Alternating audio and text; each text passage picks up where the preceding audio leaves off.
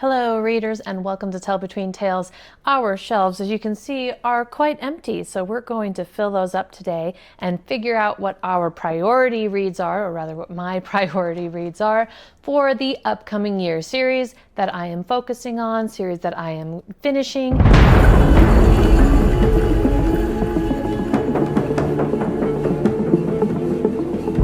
First up, we have the Emily Wilde's Encyclopedia of Fairies trilogy. This has its third book coming out. It's Emily Wilde's A Compendium of Fairies, and that's coming out, I believe, in February. So it should be pretty soon after or around this video goes live. I am really excited to hear the conclusion of this story. I'm pretty sure that it's going to be just 3 books, but if she does write more in the series, you can bet that I'll continue. I am really excited to see where Emily and Wendell are going. I think that this third book is going to be a lot different in the story, overall storytelling, plot, and arc, whereas these first 2 were kind of a similar setup, which I talk about in my full-length review. I do believe that the third one is going to be quite different and much more unique, and I am very excited where they're going and to see how their story concludes. So we can put these on the shelf. Next up, I don't have a physical copy of these. I'm listening to these through audiobooks, but I am going to be finishing and moving on in the Rhaenyra Revelations. This is by Michael J. Sullivan, and I read Theft of Swords last year, or listened to Theft of Swords, and I am needing to start the second one, which is Rise of Empire, the third one being The Heir of Nephron, and I want to focus on finishing that core trilogy. I know Michael J. Sullivan has a lot more other works, and I think that our main characters, Hadrian and Royce, are featured in a lot of his other works, but my goal for this year is to just finish this main trilogy. This is an epic fantasy where we follow 2 exceptional thieves that get entangled in all of the political plots, ancient magics, and current events that move the story forward. Moving on, next up we have completing the Cosmere. It is finally time to read the Year of Sanderson books. These have been on my TBR for a little while. I was actually hoping to read these last year before Wind and Truth came out so I could be completely caught up in the Cosmere, as I have heard that there are Cosmere connections with these books that are in Wind and Truth that I sadly missed out on. But I just needed to take a break from the Cosmere after reading Mistborn Era 2, and so that's what I did, and I'm glad that I did that, because then getting back into Sanderson's writing, with Wind and Truth being such a giant book, really helped me enjoy the story a lot more. And so we are going to be reading The Year of Sanderson with Tress of the Emerald Sea. I am really excited about this one. This one is kind of like a Princess Bride retelling in a lot of ways, or at least it's inspired by The Princess Bride. And Yumi and the Nightmare Painter, I know that this one has been getting a lot of hype on BookTube since it came out. And so I'm definitely excited for this one. This one is supposed to be a little bit more leaning towards romance, and it's inspired by the Japanese Your Name movie. And I haven't seen that movie, but maybe after I read this book, I'll have to actually go check that out. And then The Sunlit Man doesn't really get a whole lot of love on BookTube, but I do hear that it is a heavily Cosmere influenced book, which I am all for. I am excited to make all of the connections and see how everything is tied up in this book and how it ends up playing out in Wind and Truth as well. I also have Isles of the Emberdark on pre-order, and that I pre-ordered over a year ago. And so that is his newest Cosmere release that is getting released this year. So we'll see if I can fit that in, but these 3 are my priority reads for this year.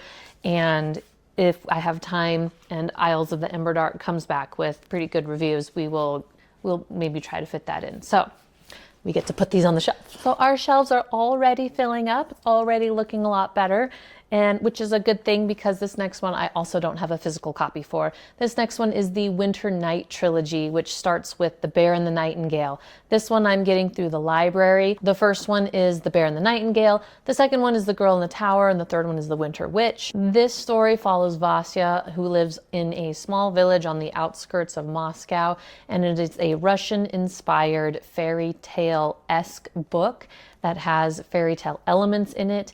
And I hear that the second and the third books just keep getting better and better. I also hear that the second one takes her further away from her home, whereas the first one really focuses on her home. The second one focuses more on Moscow. So I'm very interested to see where the story progresses and to follow Vasya in her journey. So that is all for the series that I am continuing in 2025.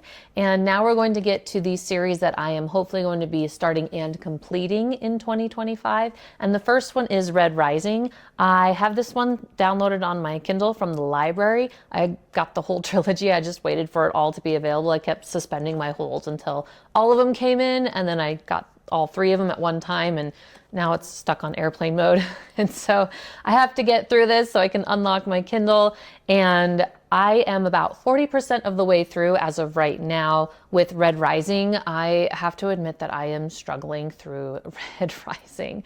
I'm having a bit of a hard time. And so I keep coming back to it and then putting it down and picking up other things. And so I'm going to just have to, at some point, sit down and just get through the rest of this book. I hear that Red Rising is the weakest book in the trilogy, and that the next two, which are called Golden Sun and Morning Star, are a lot better. So I'm hoping that is for sure, because for some reason, I have just been struggling with this, and I'm sure we'll delve deeper into that when I do my review on it, once I finally finish it. This is an incredibly popular sci-fi series. Everybody's talking about it right now. It's by Pierce Brown, and this world is set up like a caste system, and it's all divvied up by colors. So you have the golds on top, and then you have the reds on bottom, and we follow Darrow, who is a red. And as you can imagine by the title, Red Rising, he is going to upset this whole system. The next series that I am starting, which I've actually already started this year, is the Shades of Magic trilogy by V.E. Schwab. I was gifted this for Christmas, and so these are the Owl Crate Special Edition books. And I didn't film a unboxing video because I got these for Christmas. So I have been hearing everybody rave about these books, and I really enjoyed Gallant by V.E. Schwab, and I wanted to get some more of her writing, and this is kind of held up as the gold standard of her fantasy books, her real fantasy writing. And so this is the one that's always recommended for fantasy readers. So I'm enjoying it so far, and we can look at the books and delve deeper into those when we get around to those reviews. We'll go ahead and decorate our shelves some more. All right, so I don't know if you can see those down there, but the shelves are looking better.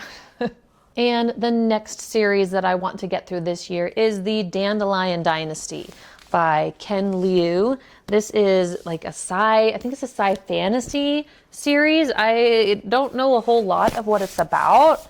Other than it is Chinese inspired, and there's a lot of sci-fi, and I'm pretty sure, I think it's a sci-fantasy.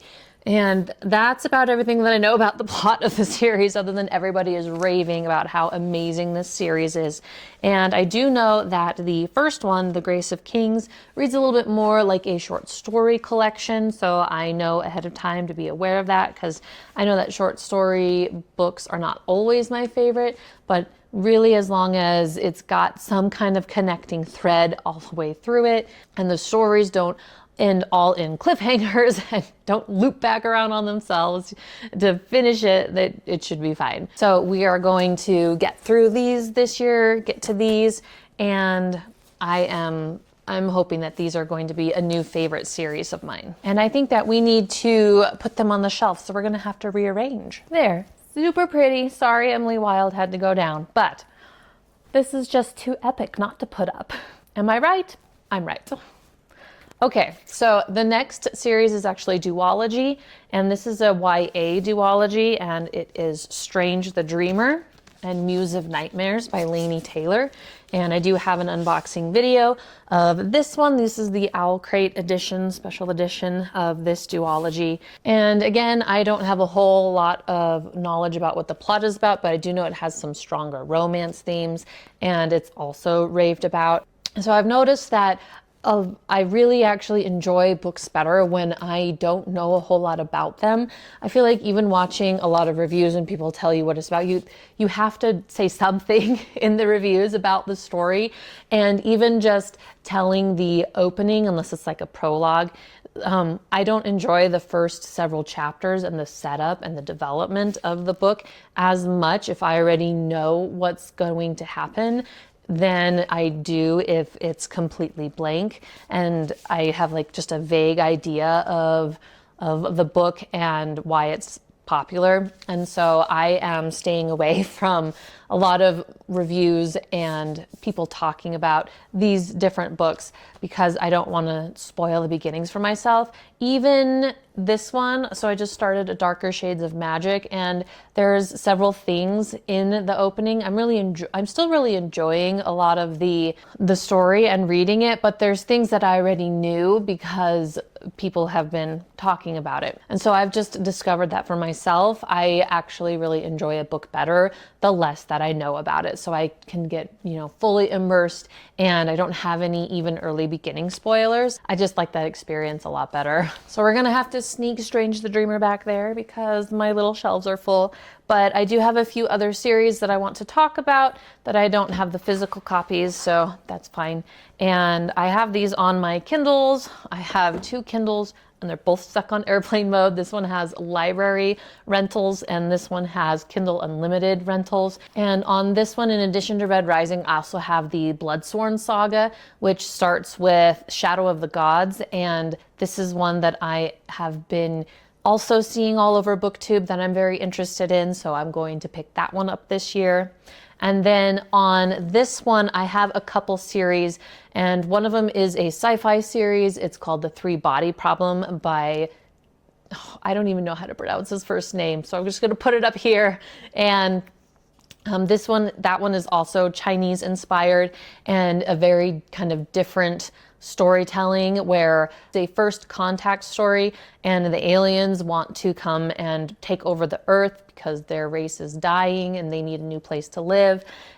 And instead of the earth banding together, like in an Independence Day type of movie, they all start skirmishing against each other. And they kind of break into 2 main factions where there's the people that want to resist the alien invaders. And then there's the people that want to help the alien invaders come and conquer Earth, presumably for promises of power and leadership in the new regime. And so I am interested in that one. That one is also a 3-book series. And then the other trilogy that I have on here that I want to get to this year, I'm hoping if I have time. So the ones on here are kind of if I have time or if I just need something different. And the second one is the Songs of Chaos trilogy by Michael R. Miller. And this, you've probably seen Ascendant, the first one, floating around.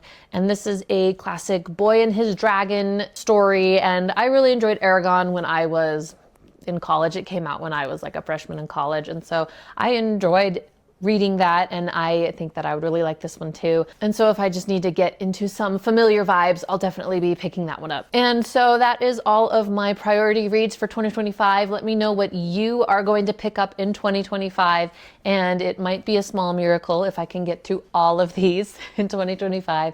But I've got my fingers crossed, I'm hoping. I also have several standalones that I'm hoping to pick up in between as well. Several books that I bought over off of Owlcrate that I want to get around to reading. And then of course I do have my Owlcrate and Illumicrate subscriptions. We have Watermoon coming later this month, as well as The Scorpion Queen. So we're going to see how many books I can fit in. I am not one of those people that can read 100 books in a year.